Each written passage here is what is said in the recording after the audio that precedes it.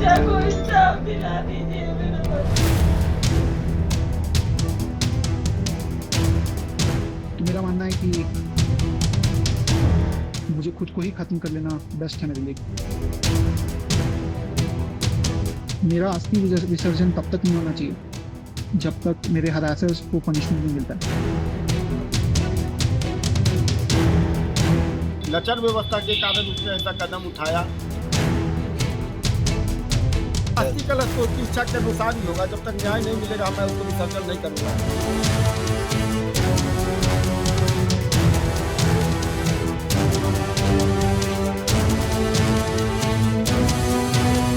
Bengaluru police ने engineer Atul Subhash की आत्महत्या के मामले में बड़ा एक्शन लेते हुए उनकी पत्नी निकिता सिंघानिया को गिरफ्तार कर लिया है।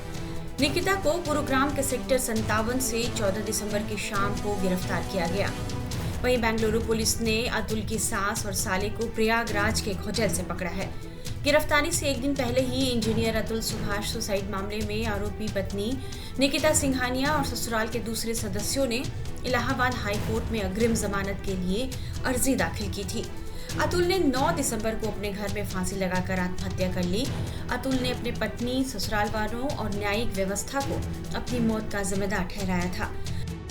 निकिता की गिरफ्तारी को लेकर बेंगलुरु पुलिस ने क्या जानकारी दी है, ये सुन लीजिए।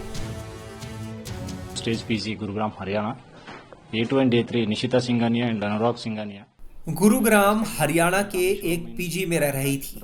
निशा सिंघानिया और अनुराग सिंघानिया को प्रयागराज के एक होटल से पकड़ा गया।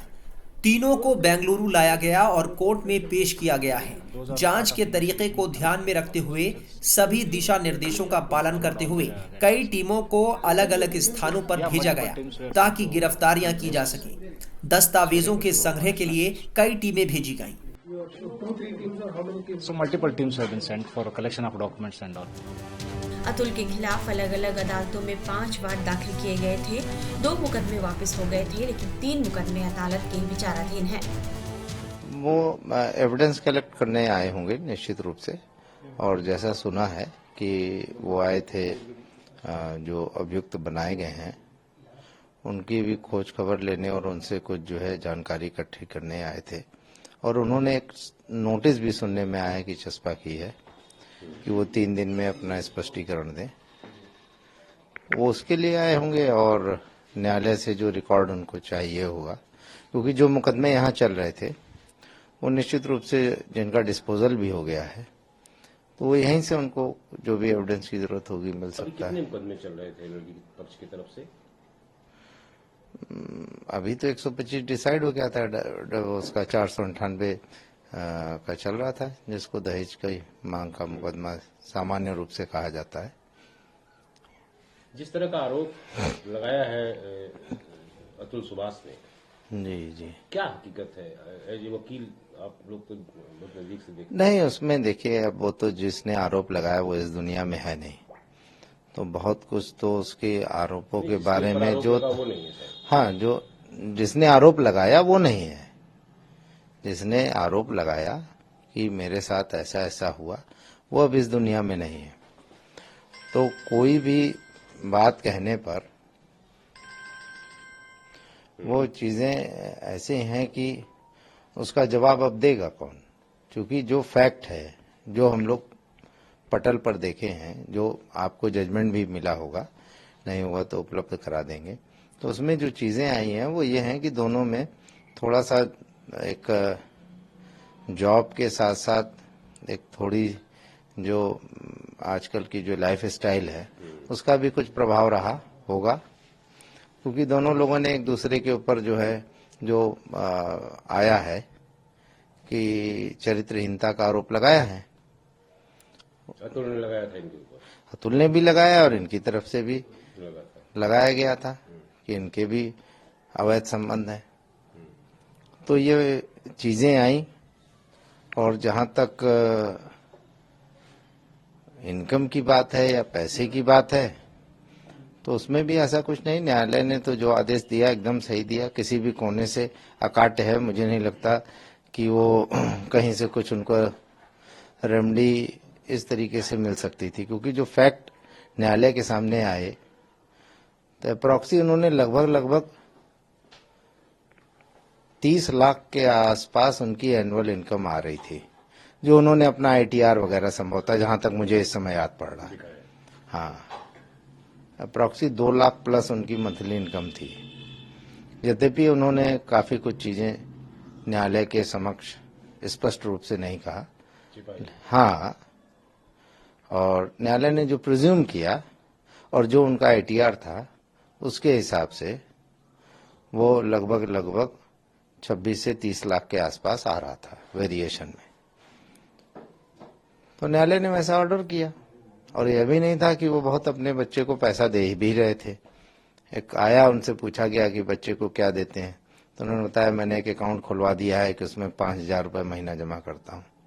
तो वो अकाउंट भी उनके नाम था, यह भी नहीं कि पैसा बच्चे को मिल रहा हो। और जिस अकाउंट में वो पैसा डालना कहते हैं उसको भी मुझे लगता है उन्होंने साल 6 महीने चलाया, फिर पैसा भी नहीं डाला उसमें। तो ये सारी चीजें हैं, लेकिन अब प्रश्न ये है कि सारी बातों का जवाब अब कौन देगा। बताया जाता है कि निकिता सिंघानिया एक नामी कंपनी में बतौर AI इंजीनियरिंग कंसल्टेंट के पद पर नौकरी करती थी। कंपनी का एक ऑफिस गुरुग्राम के DLF साइबर सिटी में भी है। इसी ऑफिस में निकिता कई सालों से काम कर रही थी और 57 के एक PG में रहती थी। निकिता और अतुल की शादी 2019 में हुई थी। दोनों का एक बच्चा भी है।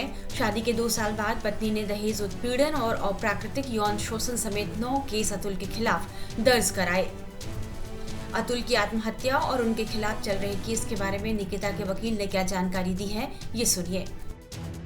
निकिता के पूर्व वकील ने भी इस मामले में और जानकारी दी है। निकिता ने अपने पूर्व वकील रमेश सिंह सोलंकी के जरिए ही अपना पहला मामला अतुल के खिलाफ दर्ज कराया था।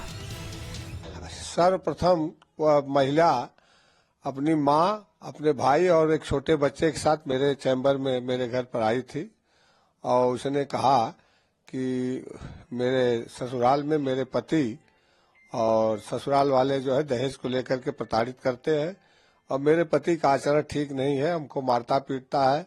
खाना वगैरह भी अगर कहीं बच गया एक आध मीटिंग के लिए तो उसको भी लेकर के कहता है जबरदस्ती जो है खाइए, दूसरे दिन खाना नहीं बनाने देता है। सर, क्या महिला आई तो क्या लगता था आपको कि सही बोल रही है या गलत बोल रही है? उसके कहने से कुछ ऐसी चीजें नहीं लग रही थी कि वो बहुत प्रताड़ित की गई हो, लेकिन वो मुकदमा दर्ज कराने के पक्ष में लग रही थी। तो हमने जो है उसको सलाह दिया कि ठीक है, हम आपका प्रार्थना पत्र बना देंगे और कोतवाली में रिपोर्ट दर्ज करा देंगे। वो 498 और 3/4 DP एक्ट के तहत हो जाएगा। मैंने उसका जो है प्रार्थना पत्र बनाया, कोतवाली ले जाकर के 498 3/4 DP एक्ट 5456 भारतीय दंड विधान में उसका मुकदमा उसके सास ससुर और देवर और पति के खिलाफ दर्ज कराया। उसके पश्चात कुछ दिन बाद वो आई तो उससे हमसे बातचीत हुई कि अब इसके बाद उस खर्चे का अलग मुकदमा दर्ज होगा। तो उसने कहा कि जो है कि ठीक है, खर्चे का दर्ज कराने के लिए मैं आऊंगा। 125 मेंटेनेंस के 125 CRPC के तहत मेंटेनेंस का मुकदमा होता है। फिर उसको किसी ने बताया कि जो मुकदमा वकील साहब दर्ज कराए हैं वो 498 और DP एक्ट का, इसमें 7 साल के अंदर सजा, इसमें गिरफ्तारी नहीं होगी, इसलिए तुम कुछ ऐसा मुकदमा बना करके दर्ज कराओ जिससे उसकी गिरफ्तारी हो सके। तो उसको किसी ने बताया था कि अपने बाप को कह दो कि इसी अफसोस पर मर गया, 302 का मुकदमा दर्ज कराओ, और एक मुकदमा उसको अननेचुरल ऑफेंस का दर्ज कराओ कि वह हमारे साथ जाति करता था, जबरदस्ती जो है गलत काम अननेचुरल ऑफेंस के साथ व्यभिचार करता था। तो ये दर्ज हो जाएगा तो वह जो है गिरफ्तार हो जाएगा। हमने उसको सलाह दिया कि चूंकि वो पहले दर्ज कराती तो ठीक था, अब तो 498 दर्ज करा चुकी हो, यह मुकदमा नहीं दर्ज होगा, और गलत मुकदमा दर्ज करने के लिए हमने जवाब दे दिया। तो वह जा करके दरखास्त वगैरह दे के प्रयास की कराने का, लेकिन दर्ज नहीं हो पाया। उसके बाद चूंकि मैं पहला उसका वकील था, इसलिए वो हमारे संपर्क में रहा करती थी। तो बताया उसने कि हमारा 125 का मुकदमा खर्चे का हम दूसरे वकील से दर्ज करा दिए हैं, और घरेलू हिंसा का भी मुकदमा दर्ज करा दिए हैं। बीच बीच में हमसे सलाह लिया करती थी। हमको जहां तक जानकारी है कि बाद में उसका मुकदमा दर्ज जब हुआ 125 मेंटेनेंस का, तो उसका मुकदमा तो चूंकि वो अभी नौकरी करती थी, इसलिए उसका मेंटेनेंस खर्च का मुकदमा खारिज हो गया। बेटे के लिए 40,000 रुपया पर मंथ का जो है मेंटेनेंस चला हुआ। वह मेंटेनेंस उसको उसके पति को कुछ ज्यादा लग रहा था, और जैसा ये घटना इस समय प्रकाश में आ रही है, तो तो आपने तो दोनों देखा होगा, तो आप क्या लगता था कि वो महिला सही थी या गलत? महिला सही गलत तो नहीं कहा जा सकता, लेकिन जितने आरोप उस लगाई थी तो उसमें कुछ असत्य तो था ही। तो लग रहा है कि उसको फंसाने के लिए तो कुछ न कुछ प्रयास कर ही रही थी। और अब उसमें समय की बात है, जो आरोप लगाया गया है उसके पति की तरफ से कि ज्यादा जज ने कर दिया, ये कर दिया, वो कर दिया, तो हमारे जुडिशरी में सबसे ईमानदार और सबसे भली महिला वो है। जिस न्यायालय में उसका मुकदमा चल रहा था, हमारे पूरे जुडिशरी में उतनी ईमानदार, उतनी भली महिला कोई जज है ही नहीं। अगर मृतक द्वारा कोई उसके ऊपर आरोप लगाया गया है तो बिल्कुल सरासर गलत है। क्योंकि लड़की के साथ मैं उस अदालत में गया भी हूँ, देखा भी हूँ। बाद में वकील हम नहीं रहे, लेकिन फिर भी साथ जाते थे, आते थे, बातचीत होती थी, उसने दरखास्त दिया क्या हो रहा है, उससे सलाह लिया करती थी। तो और उन दोनों के बीच में आरोप प्रत्यारोप जो भी हैं, लेकिन उस जज के खिलाफ अगर कोई आरोप लगाया जा रहा है बिल्कुल गलत है। आत्महत्या से पहले अतुल ने अपने एक वीडियो और सुसाइड नोट में यह आरोप लगाया था कि इन सभी केस को खत्म करने और मामले को सेटल करने के लिए उनसे 3 करोड़ रुपए की डिमांड की गई थी। अतुल सुभाष की आत्महत्या के मामले में बेंगलुरु पुलिस ने उनकी पत्नी निकिता, सास निशा सिंघानिया, साले अनुराग सिंघानिया और चाचा ससुर सुशील सिंघानिया के खिलाफ केस दर्ज किया था। बेंगलुरु पुलिस ने इन चारों के खिलाफ एफआईआर दर्ज करने के बाद उनकी तलाश के लिए बेंगलुरु टीम भेजी, लेकिन पुलिस जब तक पहुंचती निकिता के मां और उसका भाई जौनपुर छोड़कर कहीं फरार हो गए। निकिता की गिरफ्तारी के बाद अब अतुल सुभाष के पिता को अपने पोते की चिंता सता रही है। उनका कहना है कि उनका पोता कहां है, इस बारे में कोई जानकारी नहीं मिल पा रही। गिरफ्तारी हो गई, हमारे पोते को कहाँ रखे हुए है, कि मार दी है कि जिंदा है, वो भी हम नहीं देख पा रहे हैं। हमारी यही गुहार है कि हमारा पोता हमको देखने को और हमारे पास रहे, और कोई गुहार नहीं। जो आपने न्याय की जो मांग की थी उसमें आपको कुछ सफलता मिली है? मिली है न्याय की मांग। बड़ा धन्यवाद है पुलिस वालों को, हमारी कानून व्यवस्था को हम धन्यवाद देते हैं, जो कम से कम मेरी गुहार उन लोग सुन करके और इतना बड़ा हमको राहत दिए हैं। ये बहुत बड़ी राहत की बात है, कम से कम उन लोग गिरफ्तार तो है। अच्छा, आपने जो कमिटमेंट किया था कि जब तक न्याय नहीं मिलेगा अस्थि कलश का विसर्जन नहीं करेंगे, एकदम हम अस्थि कलश लेके आए, जबकि हिंदू में हमारे यहाँ ऐसा होता नहीं है। अच्छा। और हम पूजा पाठ करने वाले लोग हैं। हाँ। लेकिन तब भी हम लेके आए हैं।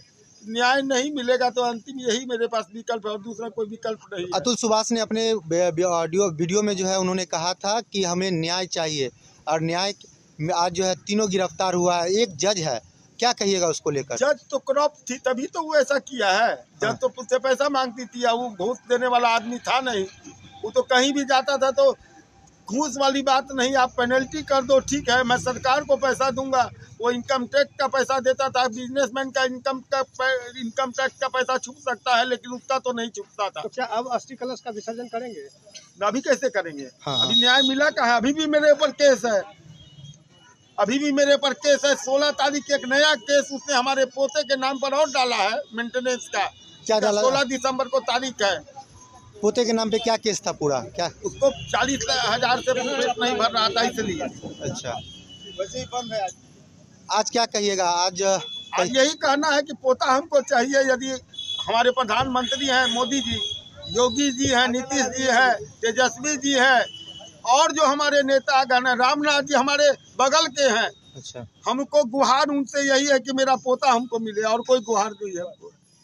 पोता से आपने कभी फिर इधर बातचीत हुई? हम तो कभी गए नहीं बेंगलोर, हम कैसे देखते?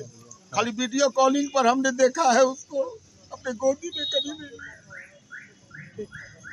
एक दादा के लिए उसका पोता अपने बेटे से भी बढ़कर होता है, और हम अपना दुख किसी को बोलते भी नहीं थे। आज का आदमी को कभी हमको दुखी नहीं देखा होगा। अपना गम को हम भी छिपाए हुए थे, जैसे मेरा बेटा छिपाए हुए थे। लेकिन आज पूरा समाज हमारे साथ खड़ा है, पूरा गांव का लोग खड़ा है। उसको कहता था पापा को सब बाबा बाबा करके गोड़ छूता है। हम कह रहे बेटा हमको पोता देख के ना, हमको लगता है लोग हमारा पोता है। हम लोग क्या? इस बीच बेंगलुरु में आत्महत्या करने वाले सॉफ्टवेयर इंजीनियर अतुल सुभाष के खिलाफ जौनपुर की अदालत में चल रहे मुकदमों की कार्रवाई रिपोर्ट इलाहाबाद हाईकोर्ट को भेजी गई है।